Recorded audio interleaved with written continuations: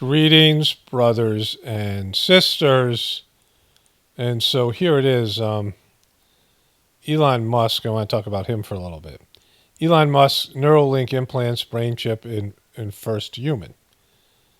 The first human patient received an implant from a brain chip startup Neuralink on Sunday and is recovering well.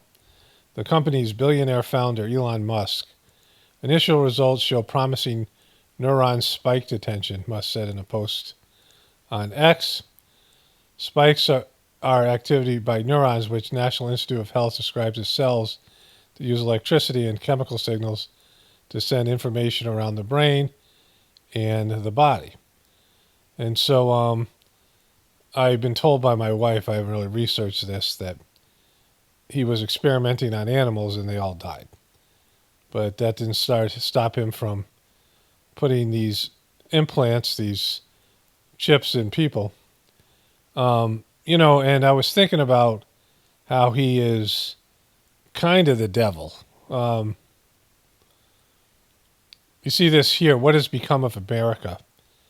And, there are statues that have all been beheaded and things like that. Here's his most recent post. SpaceX Starship will fundamentally change how we access space, with entire space stations like Starlab launched on a single mission. There's the America post. Going for a walk with Optimist. He's got some kind of robot thing going on there. Some stuff about legal immigration. Congratulations to SpaceX team for first time completing 10 rocket launches and landings in a single month. I'll get into how he's the devil in a moment. Just want to go through this stuff. The first human received an implant from Neuralink yesterday and is recovering well. Initial results show promising neuron spike detection. So that was his tweet. So Elon Musk poses as some sort of semi-truther and a man of the people and against censorship and these things. But clearly he's, as an individual, has done more damage than any other person. And again, he could just be the face of a larger movement or whatever you want to categorize it. But it's, in terms of the official story, he's one of the richest men in the world, and he is an innovator, and he has these two projects specifically, Starlink and these implants that he's putting in people that are, should be huge red flags for truthers. The implants speak for themselves, but the Starlink is something that is a bit of a nightmare.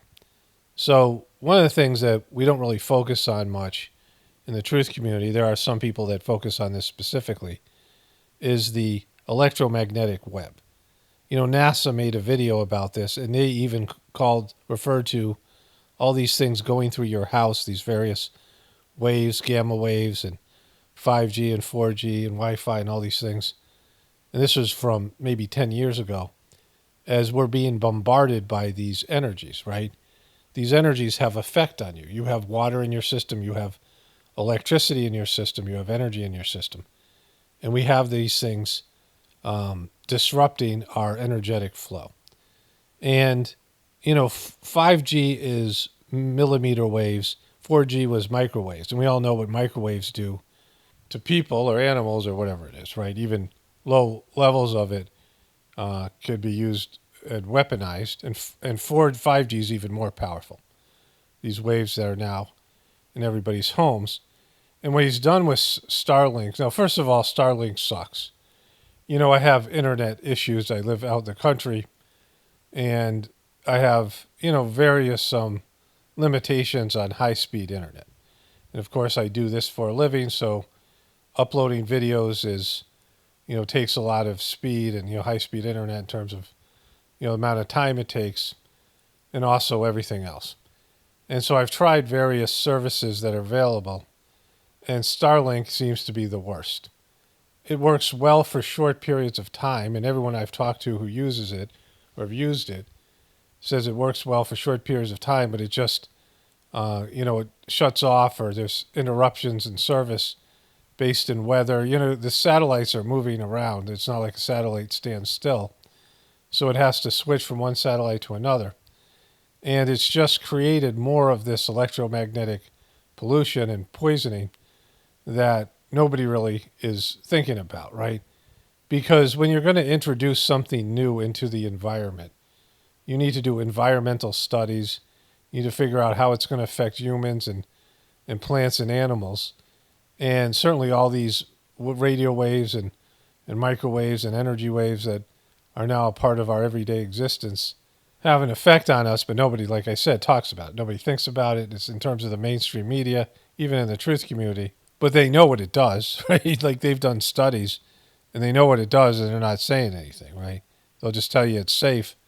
It's not going to kill you right away, but we still don't know if 5G has anything to do with COVID. I mean, that's a possibility, regardless of what they tell us. And certainly all these satellites that Elon Musk is putting up in the atmosphere, it's already crowded enough. And in the spiritual practice I do, there are these messages called Whispers of the Brighter World.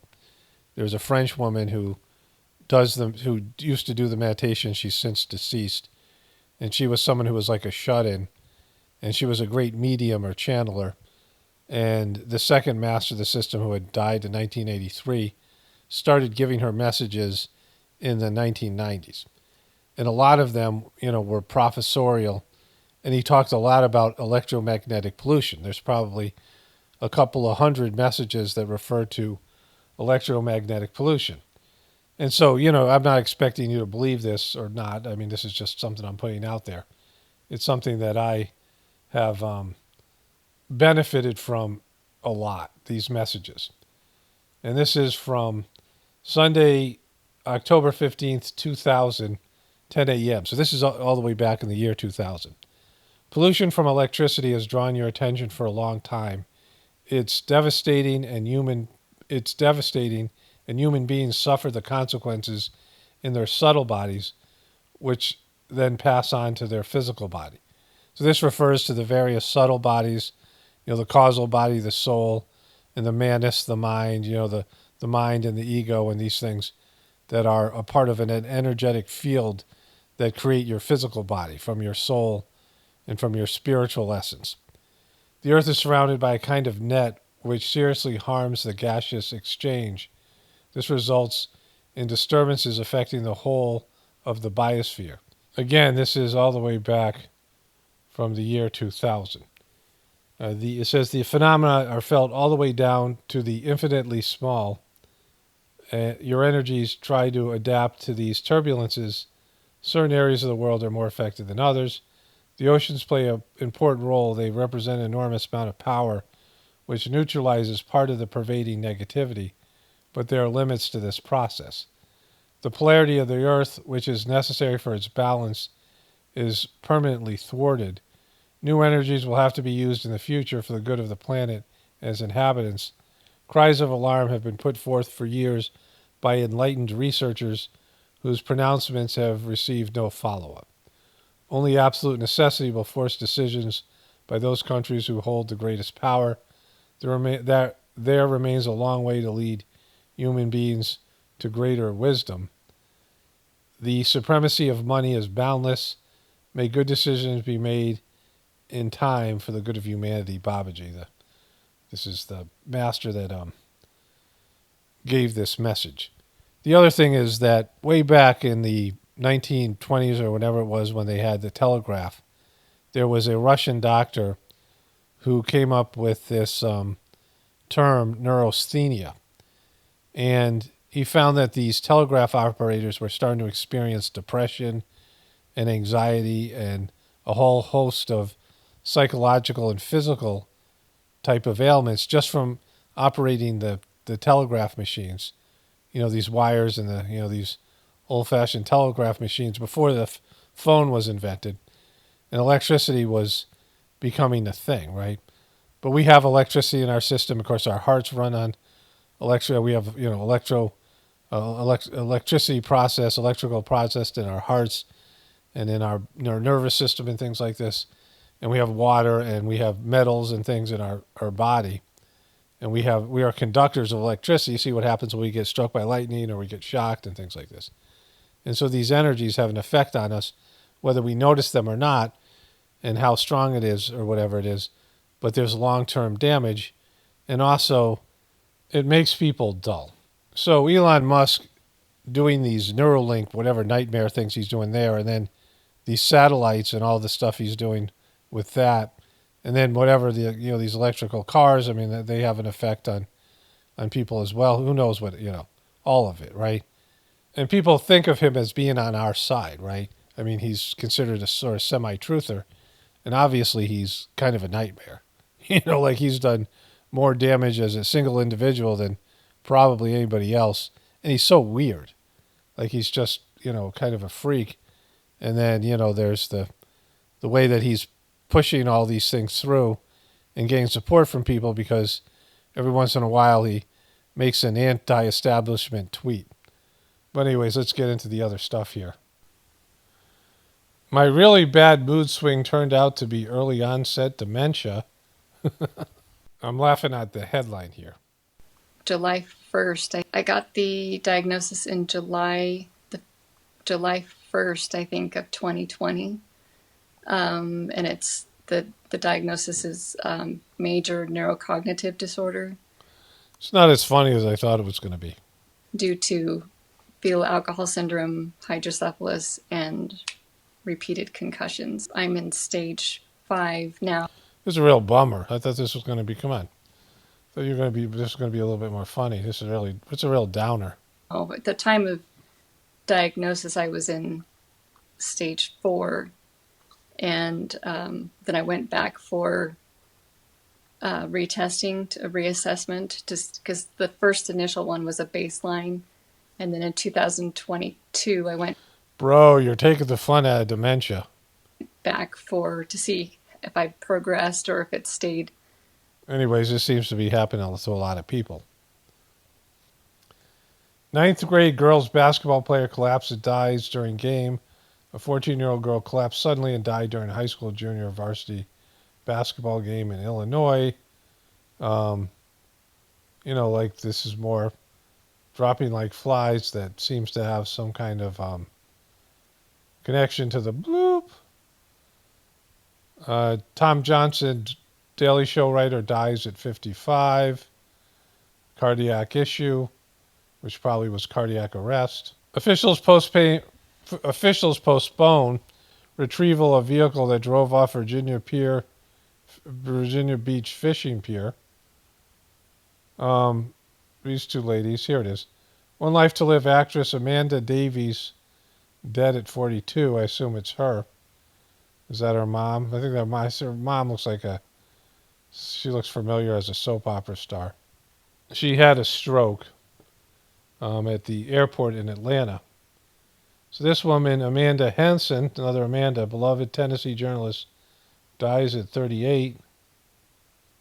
She had an emergency earlier this week and died from complications. So that really doesn't say anything. She died because of an unexplained medical issue. Does the explanation have anything to do with the bloop? Hi, baby girl. Hey, baby girl. What is it? What kind of cute little cuddly creature is it? Hi. You gonna come out? Oh, it's a big python-like snake, anaconda or something, and it bit her on the arm. Oh, yay. Okay. Well. Need a hand? No. I'm gonna have Chris help. Hopefully. No. Should I continue filming? Yes. No. No. Yes. Okay. Yes. Kind of figured. Nope.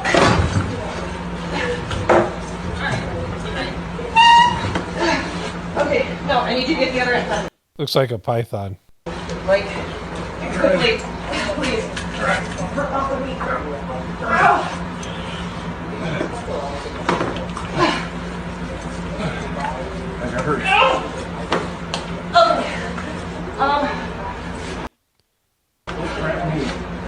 Okay, it's got a good grip of her hand there. I need you to unwrap her from my shoulder, please.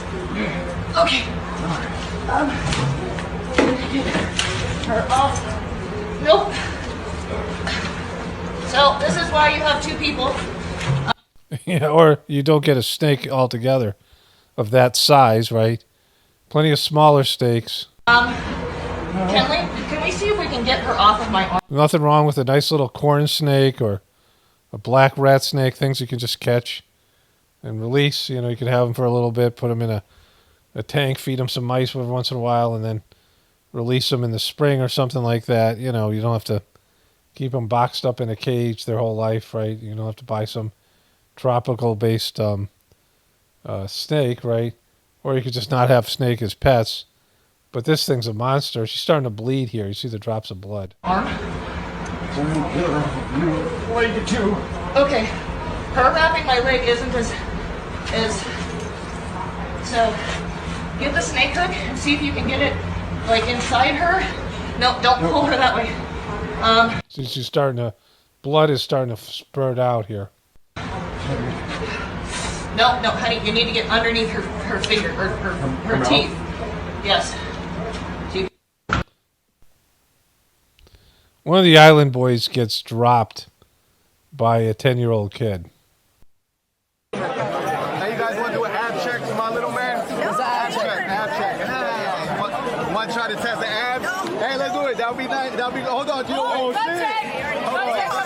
Hold on, Gino. Hold on. Wait. One. Alrighty, NyQuil, put him to sleep, baby. So, first of all, this is a setup, right?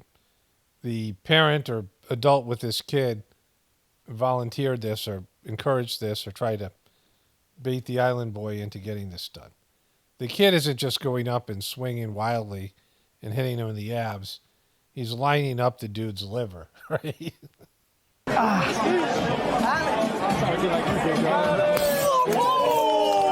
No way,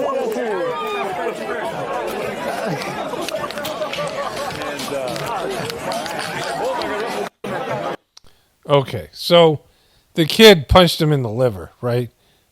You know, if you do any research into liver shots and you see that the effects of a liver shot, I mean, it can actually kill you, but it disables you for a variety of reasons.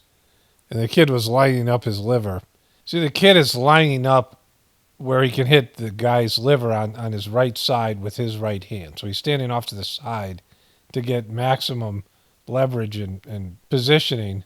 And even though he's a small kid, it was a direct shot to his liver. It wasn't an ab check. His dad said, "You want to do an ab check?" Like he was going to hit him in the abs. He didn't hit him in the abs. He hit him in the liver. And this dope let it happen.